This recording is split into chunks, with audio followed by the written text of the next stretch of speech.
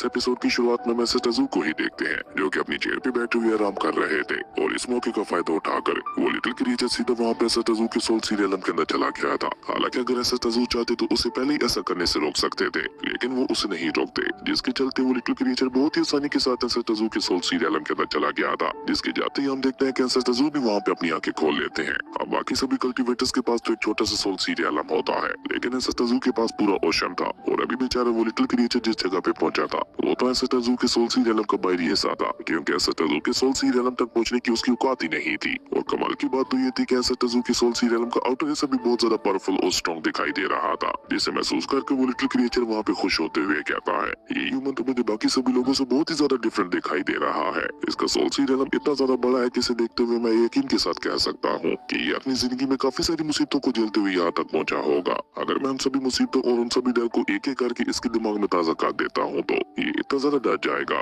मेरी पूरी जिंदगी का खाना मुझे एक ही टाइम पे खाने को मिल जाएगा। और ये कहकर वो लिटिल क्रिएचर वहाँ पे ललचाई नजरों से धीरे धीरे वहाँ पे मिस्टर टेजुको की तरफ आगे बढ़ने लगा था और अपने मुंह से लार टपकाते हुए वहाँ पे मिस्टर टेजुको से कहने लगा था, प्लीज मुझे अपने दर्द को बाहर निकालने की इजाजत दो। और ये कहने के साथ साथ हम देखते हैं कि वो लिटिल क्रिएचर अपना इल्यूजनरी ऑरा भी रिलीज कर रहा था। लेकिन जब बेचारा वो लिटिल क्रिएचर वहाँ पे मिस्टर टेजुको के करीब पहुंचता है तो मिस्टर टेजुको तो ऑलरेडी वहाँ पे अपने एल्गोड वाले सिंहासन के ऊपर बैठे हुए थे और अपने सिंहासन पे बैठकर वो उसी लिटिल क्रिएचर को ही घूर रहे थे, जहाँ उनके एक हाथ से बहुत ही ज्यादा पावरफुल डिवाइन सुप्रीम एनर्जी भी रिलीज हो रही थी, जिसे महसूस करके तो बेचारा वो लिटिल क्रिएचर भी वहाँ पे बहुत ज्यादा डर गया था और वो वहाँ पे परेशान होते हुए कहता है, नहीं नहीं ऐसा नहीं हो सकता, ये तो इम्पॉसिबल है, इल्यूजनरी वर्ल्ड को क्रिएट करना मेरा काम है और मेरे क्रिएट किए हुए इल्यूजन वर्ल्ड के अंदर वही कुछ होता है जो कि मैं चाहता हूँ, तो फिर बोला तुम मेरे इल्यूजन वर्ल्ड के अंदर आकर अपनी मर्जी कैसे कर सकते हो। अब वो बेचारा लिटिल क्रिएचर कहाँ जानता था कि आज उसने अनजाने में ही अपनी लाइफ में कितना बड़ा पंगा ले लिया है, लेकिन अभी तक भी उस लिटिल क्रिएचर का कॉन्फिडेंस खत्म नहीं हुआ था। वो दोबारा मिस्टर टेजुको को डराने के लिए अपनी जायंट फार्म में आ चुका था और अपनी जायंट फार्म में आकर दोबारा वहाँ पे अपना खतरनाक और रिलीज करते हुए मिस्टर टेजुको से कहता है, जो भी हो जाए मैं अभी तक भी तुम्हें यहाँ पे हट कर सकता हूँ। पर यहाँ पे एक बात जो कि सबसे ज्यादा कमाल की थी, बेचारे उस लिटिल क्रिएचर को मिस्टर टेजुको को कोई भी डर देखने को नहीं मिला था,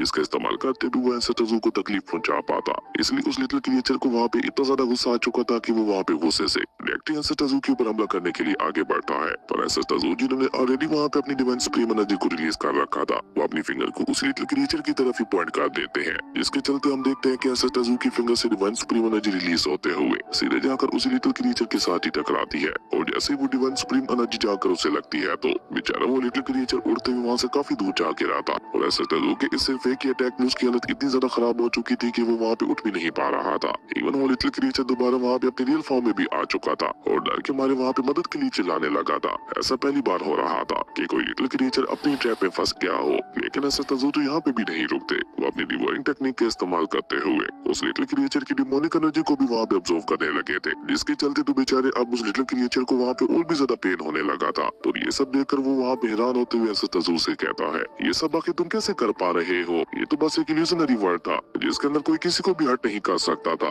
तो उसके बावजूद भी तुम मुझे यहाँ पे चोट कैसे पहुंचा पा रहे हो। और ये कहते कहते ही अचानक से उस लिटिल क्रिएचर के दिमाग में कुछ क्लिक होता है और वो आंखें पाड़े मिस्टर टेजुको को देखकर हैरान होते हुए मिस्टर टेजुको से कहता है, नहीं नहीं अब ये मत कहना कि ये कोई इल्यूजन वर्ल्ड है ही नहीं, बल्कि ये तुम्हारे सोल सीरियलम की एक रियल वर्ल्ड है। उस लिटिल क्रिएचर की ये बात सुनकर तो हम देखते हैं कि मिस्टर टेजुको उसे वहाँ पे कोई भी जवाब नहीं देते, वो तो वहाँ पे उसकी सारी डार्क पावर्स को इकट्ठा करते हुए उसे वहाँ पे पिल में ट्रांसफॉर्म कर चुके थे, जो देखकर तो अब उस लिटिल क्रिएचर को भी वहाँ पे काफी ज्यादा गुस्सा आ चुका था। वो गुस्से से वहाँ पे चिल्लाते हुए मिस्टर टेजुको से कहता है, तुम्हें क्या लगता है कि तुम मुझे अपनी छोटी सी जगह पे फंसा करे मेरे जैसे एक मान क्रिएचर को डरा लोगे। मुझे लगता है तुमने मेरी पावर्स को कुछ ज्यादा ही अंडर एस्टिमेट कर दिया है, अब मुझे तुम्हें यहाँ पे अपनी ट्रू पावर दिखानी ही होगी। और ये कहकर उस लिटिल क्रिएचर ने अचानक से वहाँ पे अपनी डिमोनिक पावर्स के साथ साथ टनल पावर को भी रिलीज करना शुरू कर दिया था और उसकी ये डुअल पावर दिखने से वाकई बहुत ज्यादा खतरनाक और पावरफुल दिखाई दे रही थी। इवन उसकी थंडर लाइटनिंग के चलते हम देखते हैं कि मिस्टर टेजुको के हाथ में पकड़ी हुई वो पिल भी डिस्ट्रॉय हो चुकी थी, जिसे मिस्टर टेजुको ने वहाँ पे उसी लिटिल क्रिएचर की एनर्जी को इस्तेमाल करते हुए बनाया था। और जैसे ही वो पिल वहाँ पे डिस्ट्रॉय होती है तो उसके अंदर से एक डिवाइन गोल्डन थंडर ड्रैगन निकल कर बाहर आता है, जो कि बाहर आते साथ ही वहाँ पे जोर जोर से रोल करते हुए ऊपर आसमान में चला गया था और उसकी बॉडी से वहाँ पे इतनी तेज गोल्डन थंडर एनर्जी रिलीज हो रही थी कि पूरा का पूरा आसमान भी वहाँ पे गोल्डन एनर्जी से चमकने लगा था, जो देखकर बेचारे उस लिटिल क्रिएचर की आंखें वहाँ पे एक मफे से बाहर आने को हो चुकी थी, लेकिन वो वहाँ पे कुछ भी सोच या समय पाता उससे पहले ही डिवाइन गोल्डन थंडर ड्रैगन ने उसके ऊपर हमला करते हुए उसे उठाकर बहुत ही तेजी के साथ नीचे जमीन पे पटक दिया था, जिसके साथ ही बेचारे उस लिटिल क्रिएचर की हालत वहाँ पे इतनी ज्यादा खराब हो चुकी थी कि उसे वहाँ पे उठा भी नहीं जा रहा था। और इस बात का फायदा उठाकर वो गोल्डन थंडर ड्रैगन अपनी डिवोरिंग टेक्निक का इस्तेमाल करते हुए उसकी सारी पावर को वहाँ पे अपने अंदर ऑब्जर्व करने लगा था, जो देखकर एसएस तजू वहाँ पे स्माइल करते हुए कोर्टून में कहते हैं इंटरेस्टिंग। और ये कहकर एसएस तजू ने गोल्डन थंडर ड्रैगन से वो सारी एनर्जी को भी उस लिटिल क्रिएचर से ऑब्जर्व करवाना शुरू कर दिया था, जो कि उस लिटिल क्रिएचर ने दूसरों के दर्द से हासिल की थी। और इस समय बेचारे उस लिटिल क्रिएचर को वहाँ पे इतना ज्यादा दर्द हो रहा था कि अब तो वहाँ पे उसके मुंह से आवाज भी निकलना बंद हो चुकी थी। और तभी थंडर ड्रैगन ने उसके ऊपर अपना फाइनल अटैक करते हुए उसकी सारी स्पिरिचुअल एनर्जी को वहाँ पे ऑब्जर्व कर लिया था, जिसके बाद एसएस तजू भी उस गोल्डन थंडर ड्रैगन को वापस अपने पास बुला लेते हैं, जो कि धीरे धीरे वहाँ पे डिवाइन एनर्जी के फॉर्म में एसएस तजू के पास आने लगा था। और एसएस तजू उसकी सारी डिवाइन एनर्जी को अपने हाथ में इकट्ठा करते हुए उसे वहाँ पे एक पिल में ट्रांसफॉर्म कर देते हैं, जिसके अंदर से वहाँ पे काफी तेज गोल्डन एनर्जी रिलीज हो रही थी। और इस तरह एसएस तजू ने उस लिटिल क्रिएचर का खेल वहीं पे खत्म कर दिया था। और अब बारी थी चाओ फेंग की, जो कि बाकी सभी की तरह उस लिटिल क्रिएचर की इल्यूजन में फंसते हुए अपने सोल सीरियलम के अंदर आ चुकी थी। जब उसकी अपने सोल सीरियलम के अंदर आंखें खुलती हैं तो उसे अपने सामने निंगयू दिखाई देती है, जिसे देखकर चाओ फेंग भी वहाँ पे हैरान होते हुए कहते हैं निंगयू तुम यहाँ पे क्या कर रही हो। लेकिन अभी चाओ फेंग वहाँ पे उससे ये सवाल पूछ ही रही थी कि अचानक से निंगयू उसकी आंखों के सामने से गायब हो जाती है, जो देखकर चाओ फेंग घबराकर उसे इधर उधर ढूंढने लगी थी। लेकिन निंगयू उसे वहाँ पे कहीं भी दिखाई नहीं देती। लेकिन अचानक से उसे अपनी बॉडी के ऊपर कुछ भारीपन महसूस होता है, और जब वो नीचे की तरफ देखती है तो निंगयू की बॉडी उसके ऊपर गिरी हुई थी, वो भी मरी हुई हालत में। ये देखा तो बेचारी चाओ फेंग वहाँ पे बहुत ही ज्यादा डर जाती है। और जब वो दोबारा अपनी नजर उठाकर सामने की तरफ देखती है तो उसे वहाँ पे निंगयू की तरह टैलेंट सेट के बाकी सभी डिसेबल्स भी मरे हुए दिखाई देते हैं। और ये नजारा वाकई काफी ज्यादा ड्रामना था, जिसे देखकर तो बेचारी चाओ फेंग वहाँ पे बहुत ही ज्यादा घबरा चुकी थी। ये अब उसकी जिंदगी का सबसे बड़ा डर था कि कहीं उसके टैलेंट सेट के नए साथियों को कुछ ना हो जाए, जो कि अब उसकी आंखों के सामने हो भी रहा था। इसलिए निंगयू से वो सब बर्दाश्त कर पाना बहुत ज्यादा मुश्किल हो चुका था। वो अपने घुटनों पे आकर रोते हुए कहते हैं कि आखिर ये सब क्या हो गया। लेकिन अभी चाओ फेंग खुद से ये सवाल पूछ ही रही थी कि तभी उसे अपने कानों में लिंगजुई की दर्द भरी आवाज सुनाई देती है, जो कि वहाँ पे चाओ फेंग को अपनी मदद के लिए बुला रही थी। उस बेचारी की हालत वहाँ पे इतनी ज्यादा खराब हो चुकी थी कि उससे वहाँ पे सही से उठा भी नहीं जा रहा था, और उसके बावजूद भी वो वहाँ पे चाओ फेंग से मदद मांगते हुए उसे वहाँ पे होश में लाने की कोशिश कर रही थी। लिंगजुई की ये सारी बातें सुनकर तो हम देखते हैं कि बेचारी चाओ फेंग वहाँ पे और भी ज्यादा घबरा जाती है। उसे अब ये सब बर्दाश्त कर पाना बहुत ही ज्यादा मुश्किल हो चुका था। अभी उसके पिछली बार के जख्म नहीं पड़े थे कि दोबारा वहाँ पे उसके साथ वही सब हो रहा था, जिस सिचुएशन को वो अपनी जिंदगी में कभी भी सामना नहीं करना चाहती थी। इसलिए वो वहाँ पे चिल्लाते हुए कहती है प्लीज रुक जाओ, तुम जो कोई भी हो ये सब यहीं पे रोक दो। चाओ फेंग कैसा कहती हम देखते हैं कि उसे अपने कानों में एक डार्क मास्टर की आवाज सुनाई देती है, जो कि एक ही झटके के साथ वहाँ पे चाओ फेंग के पास टेलीपोर्ट होते हुए उससे कहता है टैलेंट सेट और उसके डिसेबल्स तो बहुत पहले तुम्हें छोड़ चुके थे, तुम्हें याद है ना तुमने टैलेंट सेट के साथ क्या किया था। वैसे तुम्हारे जैसे कचरे से उम्मीद भी क्या लगाई जा सकती है। कैसे तुमने अपने साथियों और अपने टैलेंट सेट को धोखा दिया था, और तुम्हें याद ही होगा कैसे तुमने अपनी आंखों के सामने अपने टैलेंट सेट के साथियों को मरने दिया था। तुमने उन सभी को बचाने के लिए जरा सी भी मेहनत नहीं की थी। अगर तुमने उस समय कुछ कर लिया होता तो हाँ शायद वो सभी के सभी जिंदा होते, लेकिन वो तो तुम्हारा पास था जो कि गुजर चुका है। तो अब क्यों ना तुम्हारे पास को एक बार फिर से दोहराया जाए। और ये कहते हुए उस डार्क मास्टर ने वहाँ पे चाओ फेंग का हाथ पकड़ लिया था, जहाँ वो चाओ फेंग का हाथ पकड़ते हुए एक बहुत ही ज्यादा खतरनाक अटैक को रेडी करने लगा था। वो डार्क मास्टर इतना ज्यादा पावरफुल था कि हम देखते हैं कि बेचारी चाओ फेंग चाहकर भी वहाँ पे रेसिस्ट नहीं कर पा रही थी। वो वहाँ पे चाओ फेंग का इस्तेमाल करके एक बहुत ही ज्यादा खतरनाक अटैक को रेडी करते हुए उससे कहता है इस बार मैं चाहता हूँ कि तुम खुद अपने हाथों से इन सभी को खत्म करो। और ये कहकर उस डार्क मास्टर ने वहाँ पे चाओ फेंग का इस्तेमाल करते हुए लिंगजुई के ऊपर एक बहुत ही ज्यादा खतरनाक हमला करवा दिया था, जिसका लिंगजुई भी अपनी बची कुछ स्पेशल पावर का इस्तेमाल करते हुए मुकाबला करने लगी थी। लेकिन वो डार्क मास्टर एक के बाद एक लगातार वहाँ पे लिंगजुई के ऊपर हमले करवाता जा रहा था, जिससे अब लिंगजुई के लिए भी बर्दाश्त कर पाना मुश्किल होता चला जा रहा था। और इसी बीच एक अटैक आकर उसे सीधा वहाँ पे हिट कर गया था, जिसके इम्पैक्ट की वजह से बेचारी लिंगजुई उड़ते हुए वहाँ से काफी पीछे जा गिरी थी। हालांकि चाओ फेंग के इस खतरनाक अटैक के साथ बेचारी लिंगजुई की हालत बहुत ज्यादा खराब हो चुकी थी, लेकिन उसके बावजूद भी वो वहाँ पे अपना पूरा दम लगा कर अपनी जगह पे खड़ी होकर गुस्से से चिल्लाते हुए वहाँ पे चाओ फेंग और उस डार्क मास्टर से कहती है कि अच्छा कुछ भी हो जाए, लेकिन मैं अपने टैलेंट सेट के साथियों को कुछ भी नहीं होने दूंगी। और ये कहकर लिंगजुई ने वहाँ पे अपनी डिवाइन सोर्ड का इस्तेमाल करते हुए मल्टीपल स्पिरिचुअल सोर्ड्स को क्रिएट कर लिया था, और उनकी मदद से सीधा वहाँ पे चाओ फेंग और उस डार्क मास्टर के ऊपर हमला भी कर दिया था। और अपनी तरफ आते हुए इतने ज्यादा खतरनाक अटैक को देखकर वो डार्क मास्टर भी चाओ फेंग को एक बार फिर से कंट्रोल करते हुए उसके हमले के ऊपर ही हमला करवा देता है। और जैसे ही उन दोनों के अटैक्स आपस में टकराते हैं तो वहाँ पे बहुत ही बड़ा एनर्जी ब्लास्ट हो गया था, लेकिन अभी तक उन दोनों में से किसी ने भी अपनी हार नहीं मानी थी। दोनों के अटैक्स वहाँ पे एक दूसरे को पीछे धकेलने में लगे हुए थे। हालांकि चाओ फेंग तो वहाँ पे अपने अटैक को पीछे लेना चाहती थी, क्योंकि वो वहाँ पे अपने हाथों से ही अपने टैलेंट सेट के साथी को नहीं मारना चाहती थी। लेकिन बेचारी चाओ फेंग के पास तो उसके कंट्रोल में थी ही नहीं, इसलिए वो चाहकर भी अपने अटैक को कंट्रोल नहीं कर पा रही थी। इवन अब तो उसे वहाँ पे डर भी लगने लगा था कि शायद आज वो एक बार फिर से अपने टैलेंट सेट को नहीं बचा पाएगी। लेकिन अभी चाओ फेंग वहाँ पे ये सब सोच ही रही थी कि तभी हम देखते हैं कि लिंगजुई का अटैक वहाँ पे उसके अटैक को जीतते हुए आकर सीधा वहाँ पे उस डार्क मास्टर को भी हिट कर गया था, जिसके इम्पैक्ट की वजह से वो डार्क मास्टर भी धुएं में बदलते हुए वहाँ से गायब हो चुका था। जो देखा तो चाओ फेंग वहाँ पे अपने घुटनों पे आते हुए कहते हैं कि ये तो और भी ज्यादा बुरा है, मैं अपने टियानन सेट को बचाने के लिए अपनी फैमिली को भी खतरे में नहीं डाल सकती। यहाँ पे बेचारी चाओ फेंग को कुछ भी समझ नहीं आ रहा था कि आखिर यहाँ पे उसके साथ हो क्या रहा है और वो यहाँ पे बचाए तो बचाए कैसे। लेकिन अभी वो वहाँ पे इसी तरह से कंफ्यूज होते हुए कुछ सोच ही रही थी कि तभी अचानक से उसे वहाँ पे अपने कानों में लिंगजुई की दर्द भरी आवाज सुनाई देती है और जब वो आंखें उठाकर लिंगजुई की तरफ देखती है तो वो डार्क मास्टर लिंगजुई के पीछे आते हुए पीछे से अपनी सोट को लिंगजुई की पीठ में घुसा चुका था, जो देखकर चाओ फेंग जल्दी से भागकर वहाँ पे लिंगजुई की तरफ जाते हुए उस डार्क मास्टर से कहती है, नहीं नहीं रुक जाओ, उसे मारना मत, प्लीज ऐसा मत करो, मैं तुम्हारे सामने हाथ जोड़ती हूँ। लेकिन तब तक बहुत ही ज्यादा देर हो चुकी थी क्योंकि हम देखते हैं कि वो डार्क मास्टर अपनी सोट को वापस बाहर निकाल कर दोबारा लिंगजुई के ऊपर एक बहुत ही ज्यादा खतरनाक अटैक चल चुका था, जो कि इतना ज्यादा पावरफुल था कि जैसे ही वो लिंगजुई के साथ टकराता है तो लिंगजुई की बॉडी के बीचों बीच एक बहुत बड़ा होल बन गया था। इवन उस डार्क एनर्जी के इम्पैक्ट की वजह से खुद चाओ फेंग भी उड़ते हुए वहाँ से काफी पीछे जा गिरी थी। वही उस डार्क मास्टर के इस खतरनाक अटैक के साथ ही बेचारी लिंगजुई का खेल वहीं पे खत्म हो चुका था, जिसे खत्म करने के बाद उस डार्क मास्टर ने वहाँ पे कीड़े की तरह लिंगजुई को उठाकर दूसरी तरफ फेंक दिया था, जो देखकर चाओ फेंग वहाँ पे चिल्लाते हुए कहती है, नहीं ऐसा नहीं हो सकता। पर ये तो बस शुरुआत थी क्योंकि वो डार्क मास्टर एक एक करके टियानन सेट के सभी डिसेबल्स को मारते हुए वहाँ पे खून की बारिश करवाने लगा था, जो अब चाओ फेंग की बर्दाश्त से बाहर हो चुका था। वो चिल्लाते हुए लगातार बस वहाँ पे इतना ही कहे जा रही थी, नहीं ऐसा नहीं हो सकता। और ये कहते कहते चाओ फेंग अचानक गुस्से से वहाँ पे बुरी तरह से पागल हो जाती है और वो गुस्से से चिल्लाते हुए कहती है, नहीं मैं ऐसा कभी भी नहीं होने दूंगी। और चाओ फेंग के ऐसा कहते ही हम देखते हैं कि उसकी बॉडी से बहुत ही ज्यादा खतरनाक लेवल का स्पिरिचुअल ऑरा रिलीज होने लगा था, जिसने पूरे के पूरे टियानन सेट तक को वहाँ पे हिला दिया था। पर उस लिटिल क्रिएचर को तो वहाँ पे उतना ही ज्यादा मजा आ रहा था, वो सारी की सारी स्पिरिचुअल एनर्जी को एक ही झटके में खा गया था। लेकिन इसके साथ ही हम देखते हैं कि चाओ फेंग का डर वहाँ पे खत्म हो चुका था क्योंकि अब चाओ फेंग की बॉडी से पर्पल नहीं बल्कि ब्लडी ऑरा रिलीज होने लगा था। उसकी आंखें गुस्से से वहाँ पे पूरी लाल हो चुकी थी, जो कि बिल्कुल लावा की तरह देख रही थी। और वो अपनी जगह पे खड़ी होकर गुस्से से चिल्लाते हुए उस डार्क मास्टर से कहती है, मैंने टियानन सेट को माफ करने के लिए तुमसे रहम की भीख भी मांगी थी, लेकिन तुमने टियानन सेट के ऊपर कोई भी रहम नहीं दिखाया, इसलिए अब तुम्हें भी टियानन सेट के साथ हमेशा हमेशा के लिए खत्म होना होगा। और ये कहकर चाओ फेंग गुस्से से वहाँ पे उस डार्क मास्टर के ऊपर हमला करने के लिए आगे बढ़ जाती है और आगे बढ़कर अपने खतरनाक ब्लडी ऑरा का इस्तेमाल करते हुए उस डार्क मास्टर के ऊपर एक बहुत ही ज्यादा खतरनाक हमला कर दिया था। हालांकि चाओ फेंग का ये अटैक बहुत ही ज्यादा खतरनाक और पावरफुल था, लेकिन वो डार्क मास्टर जिसने अकेले पूरे टियानन सेट को खत्म कर दिया था, उसने चाओ फेंग के इतने ज्यादा खतरनाक अटैक को भी अपने सिर्फ एक याद के साथ रोक लिया था। पर जैसे उन दोनों के अटैक्स आपस में टकराते हैं तो वहाँ पे एक बहुत बड़ा एनर्जी ब्लास्ट भी हो गया था, जो कि सिर्फ चाओ फेंग के सोल सीरियलम के अंदर ही नहीं हुआ था बल्कि उसी के साथ साथ उसका असर वहाँ पे उस फेरी शिप के ऊपर भी हो रहा था। उस फेरी शिप के अंदर भी अचानक से एक बहुत बड़ा एनर्जी ब्लास्ट हो गया था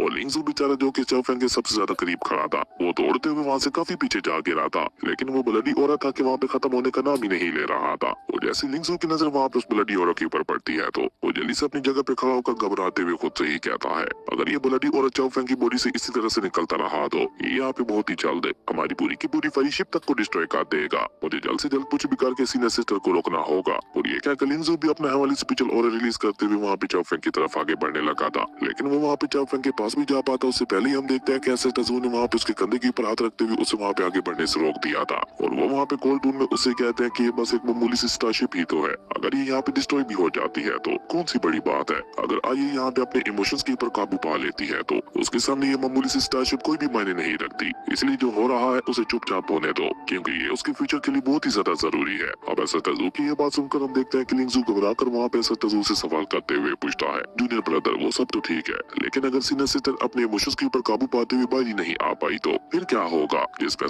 तजू दोबारा उसे वहाँ पे कोर्ट रूम में जवाब देते हुए कहती है वो अपने इमोशंस के ऊपर काबू पा लेगी। अब ऐसा तजू की ये बात सुनकर हम देखते हैं कि बर्निंग क्रॉ भी वहाँ पे उनकी हाँ में हाँ मिलाते हुए लिंगजू से कहता है, मेरे ख्याल से तो बॉस बिल्कुल ठीक कह रहे हैं क्योंकि वो जो भी कहता है वो सब हमेशा सच होता है। वही बर्निंग क्रॉ की ये बात सुनकर निंग्यू भी अपनी बात आगे बढ़ाते हुए लिंगजू से कहती है, वैसे भी टियानन सेट के हर एक डिसेबल को अपने इमोशंस के ऊपर काबू पाना आना चाहिए, ये हमारी फ्यूचर कल्टीवेशन और ग्रोथ के लिए बहुत ही ज्यादा जरूरी है। जबकि वहीं दूसरी तरफ हमें दोबारा चाओ फेंग के सोल सीरियलम का सीन दिखाया जाता है जहाँ पे चाओ फेंग अभी तक भी अपनी फिनिक्स मास्टर सोल का इस्तेमाल करते हुए उस डार्क मास्टर का मुकाबला करने की कोशिश कर रही थी। हालांकि चाओ फेंग ने वहाँ पे उसे टक्कर देने के लिए अपना पूरा दम लगा दिया था, लेकिन वो डार्क मास्टर फिर भी चाओ फेंग के ऊपर भारी पड़ रहा था और देखते ही देखते उसने वहाँ पे चाओ फेंग की फिनिक्स मास्टर सोल के ऊपर हमला करते हुए उन दोनों को उठाकर वहाँ पे नीचे जमीन पे पटक दिया था। जिसके साथ ही हम देखते हैं कि चाओ फेंग की हालत वहाँ पे इतनी ज्यादा खराब हो चुकी थी कि उससे वहाँ पे अपनी जगह से सही से खड़ा भी नहीं हुआ जा रहा था। इवन उसकी फिनिक्स मास्टर सोल भी वहाँ पे डिसअपीयर हो चुकी थी, जो देखकर वो डार्क मास्टर वहाँ पे बिल्कुल एक डेविल की तरह जोर जोर से हंसते हुए चाओ फेंग से कहता है, इतनी ज्यादा मेहनत मत करो क्योंकि तुम्हारी कोई भी मेहनत तुम्हारे किसी भी काम नहीं आने वाली। इसी बीच हम देखते हैं कि वो लिटिल क्रिएचर जो कि लगातार वहाँ पे चाओ फेंग के इमोशंस की एनर्जी को खाए जा रहा था, वो भी वहाँ पे सामने आते हुए कहता है, और तड़पाओ इसे, ये अभी भी काफी नहीं है, मुझे और एनर्जी चाहिए, ये जितना ज्यादा तड़पेगी मुझे उतना ही ज्यादा सुकून मिलेगा। जबकि वहीं दूसरी तरफ हम देखते हैं कि उस डार्क मास्टर ने भी ऊपर हवा में उड़ते हुए अपनी डेमोनिक पावर्स को रिलीज करना शुरू कर दिया था। और जैसे जैसे उसकी डार्क पावर्स वहाँ पे आसमान में फैल रही थी, हम देखते हैं कि पूरे आसमान का कलर ही वहाँ पे चेंज होने लगा था। जो देखकर वो डार्क मास्टर वहाँ पे चिल्लाते हुए चाओ फेंग से कहता है कि गौर से देखो अपने चारों तरफ, टियालियन सेट का कोई एक सिंगल पर्सन भी नहीं बचा, इवन टियालियन सेट का लास्ट एंसेस्टर भी अब मरने वाला है। और ये कहकर उस डार्क मास्टर ने अपनी डार्क पावर्स का इस्तेमाल करते हुए एंसेस्टर ज़ू को भी अपनी पावर्स के अंदर जकड़ लिया था, जिसके चलते तो एंसेस्टर ज़ू भी वहाँ पे कुछ नहीं कर पा रहे थे। अब ये देखकर तो बेचारी चाओ फेंग की बची कुछ ही उम्मीद भी वहाँ पे खत्म हो चुकी थी। असल में चाओ फेंग को एंसेस्टर ज़ू से बहुत ही ज्यादा उम्मीदें थी, क्योंकि वो उनकी पावर्स को देख चुकी थी और उसे पक्का यकीन था कि अब की बार एंसेस्टर ज़ू उसके टियालियन सेट को कुछ भी नहीं होने देंगे। लेकिन अब जब वो एंसेस्टर ज़ू को भी उस डार्क मास्टर के हाथों में ट्रैप देखती है तो वो वहाँ पे बहुत ही ज्यादा परेशान हो चुकी थी। लेकिन ये तो बस शुरुआत थी, क्योंकि हम देखते हैं कि उस डार्क मास्टर ने वहाँ पे अपनी डार्क टनल पावर का इस्तेमाल करते हुए एंसेस्टर ज़ू के ऊपर एक बहुत ही ज्यादा खतरनाक जानलेवा हमला करवा दिया था। और कमीनी स्माइल करते हुए वहाँ पे चाओ फेंग से कहता है, लो अब तुम्हारे टियालियन सेट के लास्ट एंसेस्टर के भी मरने का समय आ चुका है। उस डार्क मास्टर की ये बात सुनकर हम देखते हैं कि चाओ फेंग वहाँ पे बहुत ही तेजी के साथ एंसेस्टर ज़ू को के लिए आगे बढ़ती है, पर तब तक बहुत ही ज्यादा देर हो चुकी थी, क्योंकि वो अटैक आकर सीधा वहाँ पे एंसेस्टर ज़ू को हिट करके आया था, जो कि जैसे ही आकर एंसेस्टर ज़ू को लगता है तो उसी समय एंसेस्टर ज़ू की मौत हो चुकी थी।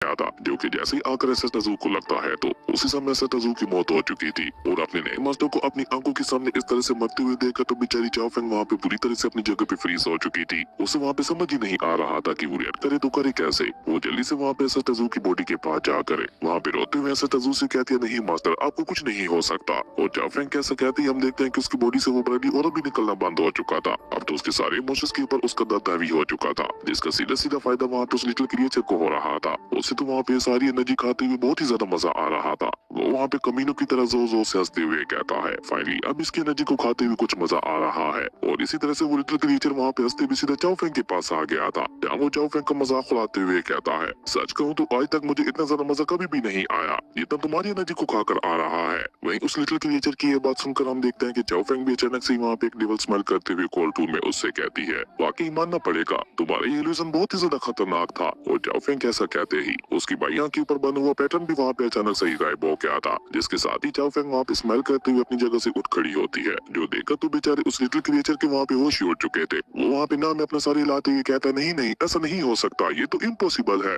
अभी तो तुम अपने दम में तड़प रही थी, तो उसके बावजूद भी अब तुम यहाँ पे इतनी आसानी के साथ मेरे इल्यूजन से बाहर कैसे आ गई, आखिर कैसे किया तुमने ये सब। जिसपे चाओ फेंग वहाँ पे एक डेविल स्माइल करते हुए कोल्ड टोन में उससे कहती है, मैं अपने माता के पास को अच्छी तरह से जानती हूँ, इवन गोड्स तक भी उनका कुछ नहीं बिगाड़ सकते, तो फिर तुम्हारे जैसे एक मामूली सा कीड़ा बगा उनका क्या ही बिगाड़ सकता था। जब तुमने मुझे ये इल्यूजन दिखाया तो तभी मुझे यकीन हो गया था कि ये सब बस एक इल्यूजन है, क्योंकि मेरे माता तो खुद एक चलती फिरती मौत है, उन्हें भला कोई कैसे मार सकता है। चाओ फेंग की ये बात सुनकर हम देखते हैं कि वो लिटिल क्रिएचर वहाँ पे हैरान होकर उसे सवाल करते हुए पूछता है, आखिर तुम्हारे एंसेस्टर में ऐसी क्या खास बात है जो उसे कोई भी नहीं मार सकता। जिसपे चाओ फेंग बहुत ही प्राउड और एटीट्यूड के साथ उसे जवाब देते हुए कहती है, क्योंकि वो है महान हेल गॉड जो कि तुम्हारे जैसे लोगों को मौत के घाट उतारते हैं। तुमने ऑलमोस्ट मुझे अपने टैप में फंसा ही लिया था, अगर तुम मुझे ये घटिया इल्यूजन ना दिखाते तो शायद मैं पूरी तरह से तुम्हारे टैप में फंस भी जाती, लेकिन अब क्योंकि मैं तुम्हारे टैप से बाहर आ चुकी हूँ तो अब तुम्हारा भी मरने का समय आ चुका है। और ये कहते हुए चाओ फेंग ने अचानक से वहाँ पे अपने ब्लैक विंग्स लाइट को भी समन कर लिया था, जिसको समन करते ही हम देखते हैं कि चाओ फेंग की बॉडी से वहाँ पे बहुत ही ज्यादा पावरफुल स्पिरिचुअल ऑरा रिलीज होने लगा था, जिसने देखते ही देखते वहाँ पे उसकी फीनिक्स मास्टर सोल का रूप ले लिया था।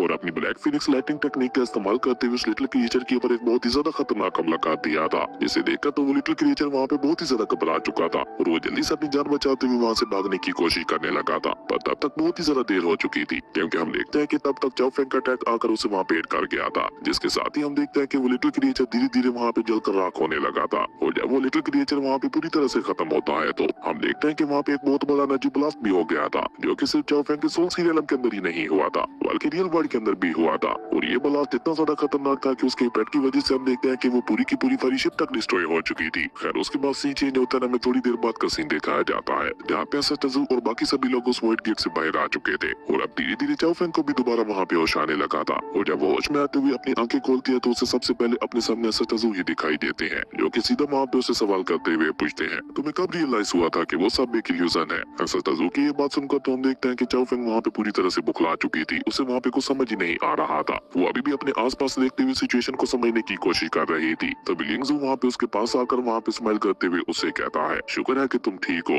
लेकिन इससे आगे लिंगजू वहाँ पे इमोशनल होते हुए कुछ भी कह पाता। उससे पहले ही बर्निंग क्रो जल्दी से वहाँ पे उनके पास आते हुए उनसे कहता है, ये सारी इमोशनल बातें तुम लोग बाद में कर लेना, अभी तक हम लोगों ने बस वॉइड गेट को ही पार किया है, अभी भी हम यूनिवर्स के अंदर खड़े हुए हैं और कमाल की बात यह है कि हमारी फेरीशिप भी डिस्ट्रॉय हो चुकी है। तो आप प्लीज क्या आप मुझे बता सकते हो कि हम लोग 8 तक कैसे पहुंचने वाले हैं? और बर्निंग क्रो की ये बात सुनकर हम देखते हैं कि लिंगजू भी वहाँ पे कुछ सोचते हुए उससे कहता है, वैसे तो हम 8 में पहुंचने से ज्यादा दूर नहीं है, लेकिन फिर भी सोचने की बात यह है कि हम लोग वहाँ तक पहुंचेंगे कैसे? जिस पे बर्निंग क्रो भड़कते हुए उससे कहता, तो मैं क्या कह रहा था, मैं भी तो यही कह रहा था। जिस पे सस्ताजू अपनी डिवाइन एनर्जी को रिलीज करते हुए कोल्टून में उनसे कहता है कि तुम लोगों को यहाँ पे चिंता करने की कोई भी जरूरत नहीं है। और ये कहकर वो वहाँ पे अपनी डिवाइन सुप्रीम एनर्जी को रिलीज करते हुए उन सभी लिटिल क्रिएचर्स को अपने पास बुला लेते हैं जिन्होंने उनकी फायरी शिप के ऊपर हमला किया था, और उन सभी लिटिल क्रिएचर्स के अंदर से उनकी डीमन कोर्स को भी बाहर निकाल लिया था। जैसे सस्ताजू ने वहाँ पे अपनी डिवाइन सुप्रीम एनर्जी का इस्तेमाल करके रिफाइन करते हुए उन्हें वहाँ पे पिल में ट्रांसफॉर्म कर दिया था, जैसा कि सस्ताजू ने उस लीडर क्रिएचर के साथ किया था। खैर उनकी एनर्जी को पिल में ट्रांसफॉर्म करने के बाद सस्ताजू उन पिल्स को लिंगजू और बाकी सभी के बीच में बांट देते हैं, जिसे देखकर निंग्यू वहाँ पे हैरान होते हुए कहती है, मास्टर क्या आपने उन डीमन क्रिएचर्स को पिल में ट्रांसफॉर्म कर दिया है? जिस पर सस्ताजू कोल्टून में उससे वहाँ पे जवाब देते हुए कहते हैं कि ये फियर एनर्जी है जो कि तुम लोगों की स्पिरिट एनर्जी को बढ़ाने के लिए बहुत ज्यादा फायदेमंद है, इसे